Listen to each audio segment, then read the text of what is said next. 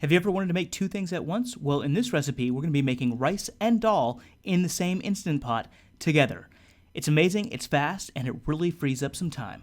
And for this recipe, I'll link to these down below, but I'm using a 5-quart Instant Pot with a 7-cup anchor container and a trivet that is 2 inches tall. First up, we're going to prep our veggies for the dal. So we've got onion, garlic, jalapeno pepper, tomatoes, and cilantro.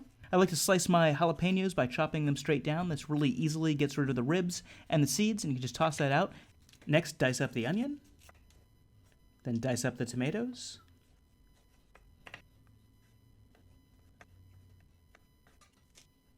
Now just slice up the cilantro, and we'll be adding that at the end. And I also like to use some curry leaves, which is sort of a South Indian style way of making dal, but it really adds a nice flavor.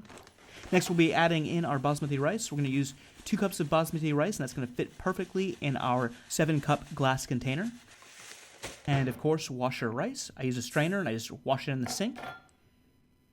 And then we can just set that rice directly into our 7-cup glass container. And I'm going to add 2 1/4 cups of water. I find you need a little bit more water for this technique. And then we can just set the rice aside while we get our dal ready. Set the Instant Pot to saute on high.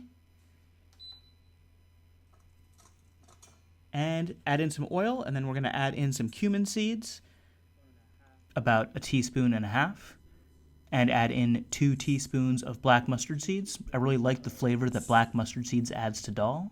And then our curry leaves.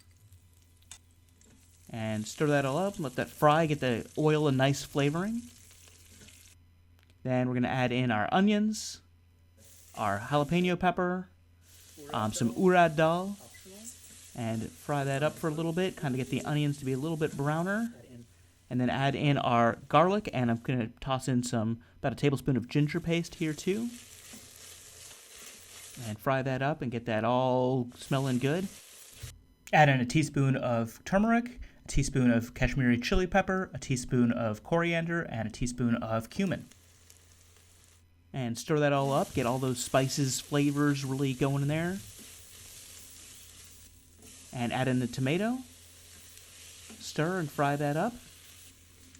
And get everything to a nice, good, rich color and browning. And then add in the dal and 3 cups of water.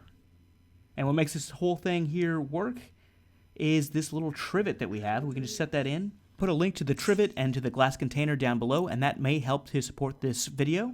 And I appreciate your support. And then you can just drop in the rice on top.